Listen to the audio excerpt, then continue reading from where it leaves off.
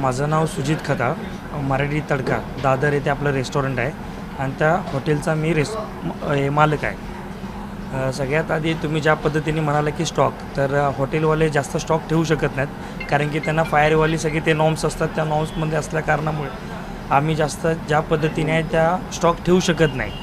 तर कमीत कमीत आपण एक ते जास्तीत जास्त 2 त्याच्या परमिशनशिवाय दुसरं ठेवू शकत नाही.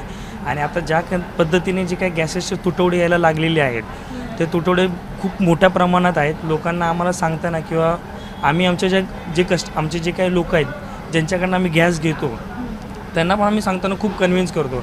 ते सतत आम्हाला नाही म्हणतात आणि ज्यांच्याकडे आहेत तर ते आम्हाला 100 रुपये, 200 रुपये, 300 रुपयाचं एक्स्ट्रा सांगून आम्हाला गॅस देण्यासाठी आम्हाला बोलतात की 200 रुपये तुम्हाला पाहिजे तर सांगा, आम्ही घेणार. आता आमची मजबुरी पडली आहे किंवा आमचं ते ह्या सगळ्या गोष्टी अडकल्या कारणामुळे आम्ही त्या चढाभावाने आम्ही सगळ्या गोष्टी घेत आहोत. सध्या ह्या परिस्थितीला आम्ही सामोरं जात आहोत.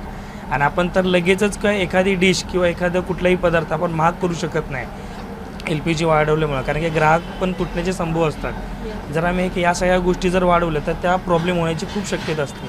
ह्या सगळ्या सामोरेला आता आम्ही सामोरं जात आहोत.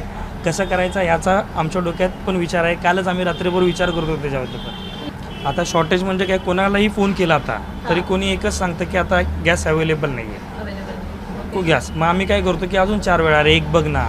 आता आपले 4-5 वेंडर असतात, त्या 4-5 वेंडरला पण फोन करतात, तुझ्याकडे एक आहे काय, तुझ्याकडे एक आहे काय, एक तरी ॲडजस्ट कर. त्यांना पण बिझनेस हवा असतो, मग ते पण त्या पद्धतीने नाही म्हणतात. मग दुसरी त्यांच्याकडे काय होतं, मग आम्ही त्यांना कधी आम्ही पण त्यांना विचारतो, बाबा काय 2 पैसे जास्त घे पण आम्हाला दे, सुरू तरी ठेवायला दे, आम्हाला नो लॉस नो प्रॉफिटमध्ये पण असू दे, पण काय सुरू करायला तरी दे. त्या पद्धतीने या सगळ्या गोष्टी आहेत. सरकारने आम्हाला कुठल्याही पद्धतीचं आधी सांगितलेलं नाही आहे की बाबा ही जी काही गोष्ट आहे ही तुम्हाला होणार नाही, जरा थांबवा, किंवा त्यांनी आम्हाला सवलती दिल्या पाहिजेत की बाबा ह्या सगळ्या गोष्टी आहेत. तर त्या पद्धतीचं कुठलं ठोस पाऊल त्यांनी उचललेलं नाही आहे. आणि दुसरा महत्त्वाचा मुद्दा, आता तर सगळ्या गोष्टींचे भाव वाढत चाललेले आहेत. आता गॅस एक बोलतो 100 रुपये जास्त द्यावे लागेल, 200 रुपये जास्त द्यावे लागेल, येत आहेत पण ते वेळेवर येत नाहीत. आज फोन केला तर 2 दिवसांनी, किंवा या सगळ्या गोष्टीवर पैसे पण आमच्याकडनं घेतात, पण त्याला पण ज्या पद्धतीने वेळेवर हवा आहे त्या पद्धतीने वेळेवर मिळत नाही. या सगळ्या मोठ्या समस्यांना मी आता सामोरं जातो. सध्या एकच आहे की आमच्यापर्यंत कसं कमर्शियलवाल्यांपर्यंत तरी की लवकरात लवकर कशी आम्हाला गॅसची सुविधा किमान कमीत दिवसाला 1 गॅस तरी आमच्यासारख्या व्यावसायिकांना द्यायची त्यांनी सुविधा केली पाहिजे. हे त्यांना आम्ही आव्हान करू शकतो, जेणेकरून काय आम्ही आमचं थोडा दिवस काय होईल आम्ही चालू होऊ शकतो.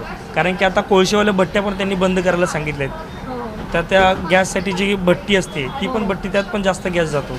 हे सगळ्यात मोठं सामोरं आहे. मग ते पण आम्ही चालवू शकत नाही. आता कमर्शियल असल्यामुळे आम्हाला बुक करायला लागत आहे, आम्हाला फक्त सांगावं लागतं समोरच्याला. तर आता मध्ये लगेच त्यांनी 100 रुपयाने लगेच काही दिवसांनी 50 रुपयाने वाढवलं. आणि हा सतत सामोरं जाणार. बरं आम्ही पैसे पण द्यायला तयार आहोत, पण आम्हाला तो माल पण वेळेवर मिळत नाही. तयार आहे साठी, पण आता कमर्शियल भेटत नाही. हो अगदी.